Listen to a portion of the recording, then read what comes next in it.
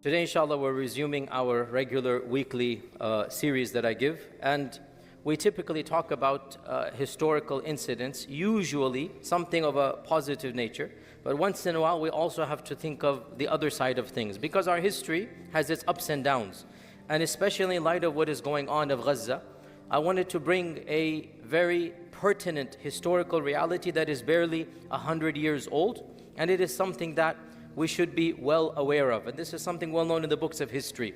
It's a painful incident. To be honest, it hurts. It should hurt all of us, of the humiliation and of the way that our ummah was treated, some of our leaders of the ummah, and also the way that some of our leaders themselves interacted and reacted with the broader world.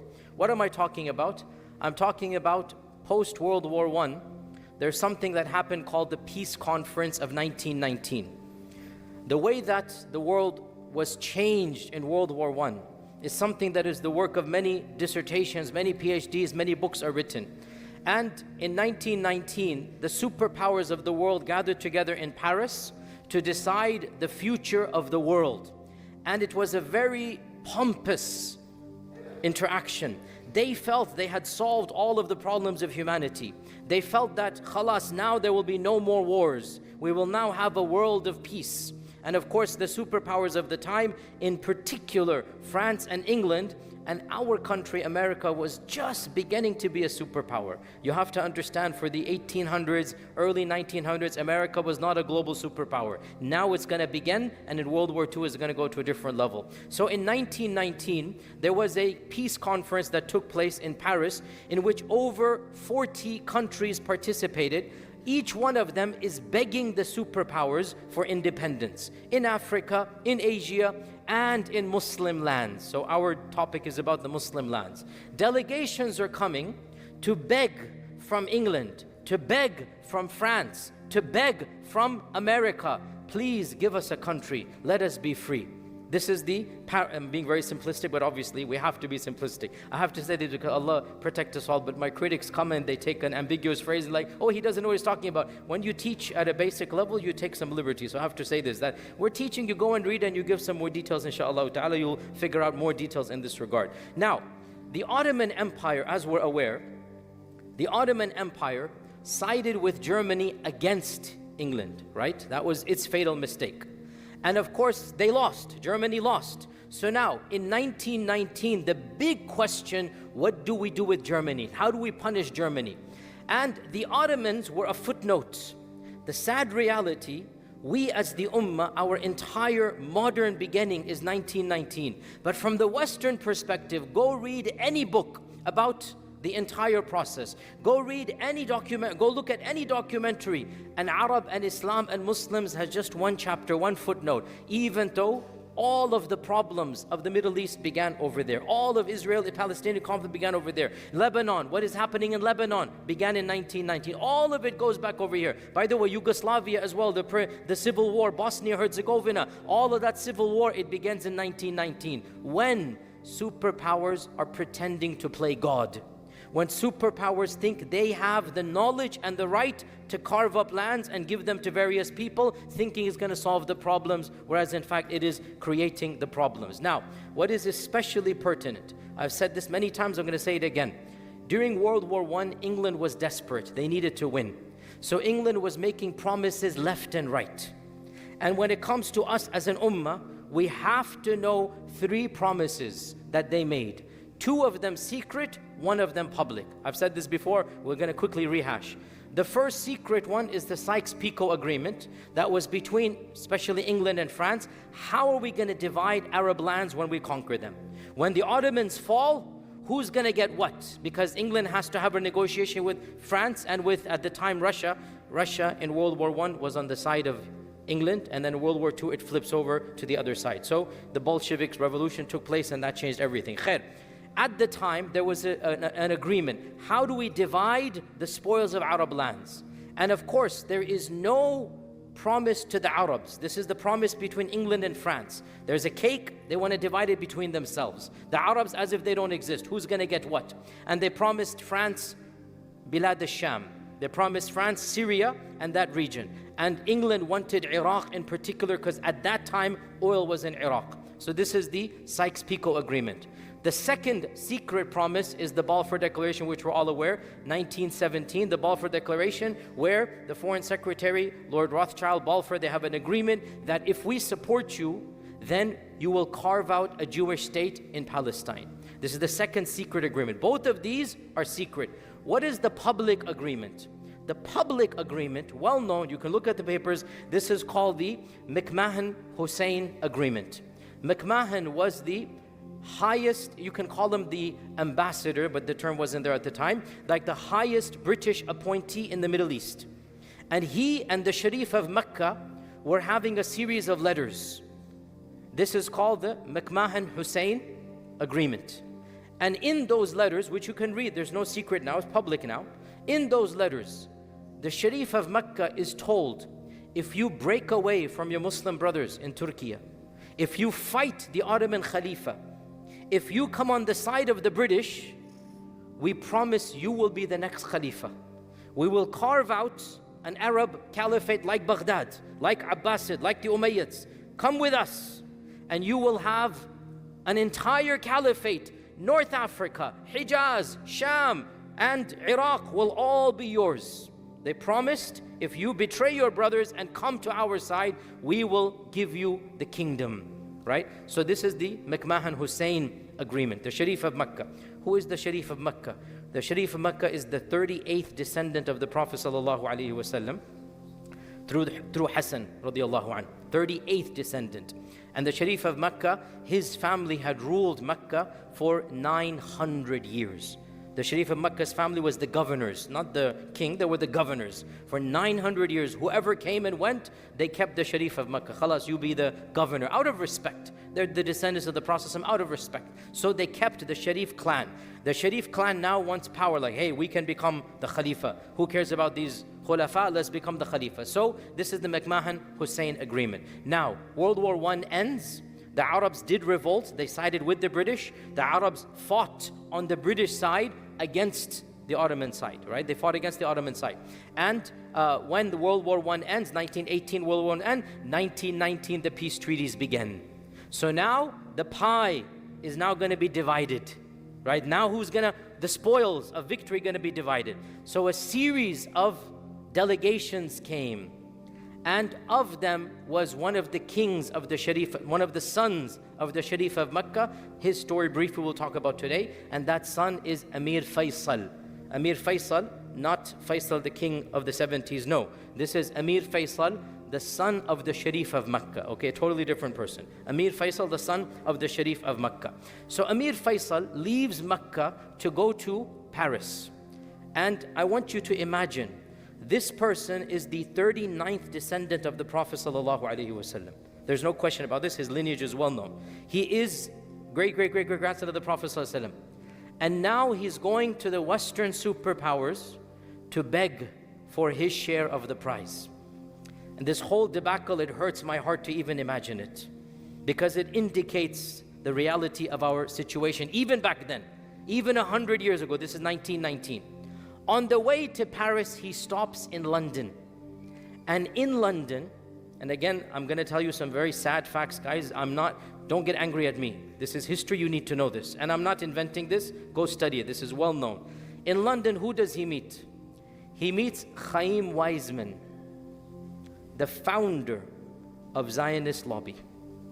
The founder of the person whose idea it was to create Israel in Palestine. Faisal-Weizmann. Faisal-Weizmann and Faisal were friends from back in the 20s, when he was in his 20s, back when he was in his 20s. They had met a few times and they were friendly terms. By the way, none of them spoke the language of the other. They met in a hotel in London, and there was one other person there. You all know his name, Lawrence of Arabia, T.E. Lawrence. And there they crafted another agreement. Again, this is not conspiracy. We have the physical copy. We have his signature on it. You can find it on Google and Wikipedia. You can look it up. And this is called the Faisal-Weizmann Agreement, between a descendant of the Prophet ﷺ and the founder of Zionism. Again, lineage means nothing, by the way. Lineage means nothing if you don't act it up to that. And what did they agree? They agreed we will support each other's claims. I'll support your claim for having immigrants come from Europe of your background, as long as you support my claims for an independent Arab land with the conditions in the McMahon Agreement. What are the conditions? I get to be the king, right? So you scratch my back, I scratch yours. And this agreement was signed and ratified. Now, pause here, footnote, this is where it gets difficult. The problem comes, the only person who recorded what happened and told us the details is basically T.E. Lawrence. And we don't know, did Faisal fully understand the contract or not? There are those who defend him and say he didn't know English, which is true, and he didn't read the contract. And there are those that say, well, if you're gonna sign a contract, especially of this nature, you had better know what you're doing. And there are those that then counter back and say, of course he knew, because in Arabic, in his handwriting, you can see this, you can find this on Google and Wikipedia, in Arabic, in his handwriting, he says, I will only agree to these conditions if the conditions that have been agreed upon about Arab independence are fully met. If those are not met, then none of these conditions are going to be met as well. So it does appear, very frankly, that he understood what he's signing. His signature is right there in Arabic, and he says in Arabic, this contract is only valid if I get what I was promised. If I don't get what I was promised, then nothing will be valid here. Now, to be precise, the contract didn't mention the land of Israel. It simply said, you will support immigration and you will give, not even the word independence, but you will let them rule over themselves, however it is worded, but no borders are demarcated. And in the contract, he also added, Faisal added, Muslim holy sites would be controlled by Muslims. The fact that he added that clause, to me, clearly indicates he knows what he's signing. Or else, why would you say, Bayt al-Muqaddas is going to be ours? Why would you say that if you didn't understand land is being given over? And one of the main criticisms is, who does he think he is to negotiate Palestine? And he is the son of the mayor of Mecca. That's what his actual position is. He's the son of the mayor of Mecca.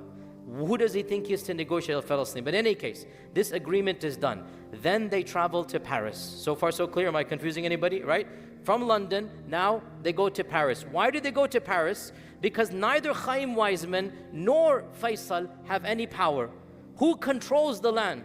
England.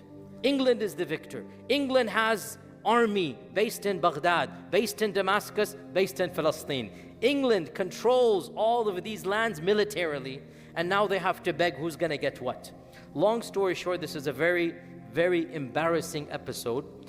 Faisal was disrespected, treated as if he didn't exist. His name was not put on the roster of guests initially. They refused him entrance until T.E. Lawrence begged and negotiated that no, you have to have him an audience. And he got, in all the months there, Germany got so many audiences, Japan, all of these countries got audiences, even Hawaii got an audience there. So many. Our guy, Faisal, he got maybe 20 minutes in front of the council. He begged Woodrow Wilson so many times to meet him. Woodrow Wilson agreed on the way out of his hotel lobby. 2 minutes, they shook hands there, and he presented his case. Woodrow Wilson did not even make a single promise. Like the amount of disrespect that he was given. Even though he thinks he's going to be the king of the Arabs, in reality, the West did not care at all about him. When he presented his case and he said, hey, you guys promised me and this and that, right? And so he's presented his case. Eventually, Haim-Weizmann presented the Balfour. Lord Balfour was there. Haim-Weizmann was there, right? And the French are saying, you promised us a Sykes-Picot agreement. Lord Balfour has a diary. And in that diary, he has a long paragraph. I'm not going to read all of it. In that diary, he says that we are in serious trouble now. We made too many promises and we cannot fulfill all of them. Now he realizes, 1919, like, we are in serious trouble. Too many people are asking for the same thing, and we have given too many promises in the last years. Whatever happens is going to be problematic. He predicted this reality, which was obvious to everybody. He predicted it in 1919. Eventually, France got its section of Syria. They carved out Lebanon. Lebanon was literally created as a gift to the France. I'm not trying to be disrespectful. I'm just being factual. Lebanon, where's our Ustad? He's not here. Okay, so he will tell you. He will tell you. It's not me. He will tell you exactly. This is the fact. Lebanon was created and carved out as a gift to the French to placate them. And Syria was given as a mandate to the French. England insisted on Iraq being, because Iraq had oil back then. England insisted, and then Transjordan, which is Palestine area, they said it should be given as a mandate. It should be neutral at the time, that no one person should have authority. And then I had gone over that history. Eventually England had to back out, and what happened. They just simply gave up over here. But here's the point. What did Faisal get? Nothing. Not even the crumbs falling from the table. Not even the crumbs falling from the table. By the way, not just Faisal. Sad reality. Every Muslim nation that came to that conference begging. This is a sad reality. What power did we have even 100 years ago? Even as for the Ottoman Khalifa, he was still alive. They weren't even given a delegation. You have no authority. You're the lost. We are going to dictate to you. Right? So the Ottoman Khilafah, which was still around 1919, did not even get representation in this conference. We don't care what you want. We're going to do what we want to do. Can you believe Indian Muslims sent a delegation on behalf of the Ottoman Khalifa? Literally. Indian Muslims had more concern. The Khilafat movement began as a result of the failures of 1919. Amongst them was Aga Khan III. Aga Khan III was a part of this in 1919. He went as well. And of course they made demands for Indian Muslims as well, but they also made demands on behalf of the Ottoman Khilafah. Indian Muslims were more sympathetic to the Khilafah with utmost respect than many of the Arabs were. By the way, there are reasons for this beyond this. I'm just being factual. This is very complicated. Please don't get angry at me. I'm telling you facts here. Whether you like it or not, these are realities. Indian Muslims were not living under the Ottomans, so they were able to romanticize the Ottomans more. Arabs, by and large, were living under the Ottomans, and they had a lot of complaints. Okay? So the Arab, by and large, did not like the Ottomans. I'm not saying who's right or wrong. I'm being factual here. So, in the end of the day, all Muslim pleas fell on deaf ears. Not a single delegation of Muslim lands was given anything they asked for. And to me, just the scene is iconic. You have the Prime Minister of England, you have Woodrow Wilson, you have France, you have all of these superpowers, and you have one of the descendants of the Prophet ﷺ begging, give me what you promised me. You promised me power. Where is my kingdom? And absolutely nothing. And as you know, eventually they said, you know what, we did make some promises, what can we do? So, I'm not making this up, look this up, all of you should know this. Sharif of Mecca had 3 sons. So they created their own governments, their own principalities, and the eldest son, the Brits, their English government said to the eldest son, Khalas, we will make you the king of the Hijaz. Mecca and Medina, you are the king. So the eldest son of the Sharif of Mecca became the king of Mecca. The second son, they created Transjordan. They said, we'll make you the king of Transjordan. And the third son, our guy Faisal, he was very angry, very bitter, went back home and he says, okay, khalas, we will give you not the massive khilafah. We created a new country called Iraq, and you are appointed the king of Iraq. He had never traveled to Iraq in his whole life. The Iraqi people had never heard of this kid, never heard of this young man. They have no relationship, but this is when you're British and you think you know the world. So they sent this young man to be the king of Iraq. How successful do you think that's going to be? So for a while, 3 brothers of the sons of the Sharif of Mecca were ruling in different parts of the world. Eventually, in Mecca and Medina, there was another dynasty that came, overthrew them, and that became the end of the Hashemite kingdom over there. You know, the new kingdom was created over there. And the second dynasty, the Hashemite kingdom of Jordan, ironically is the only one that remained. And currently the king is the great-grandson of that one who was sent by the British, the great-grandson of that one. Faisal is that great-grandson's brother. So Faisal is that great. And Faisal went to Iraq.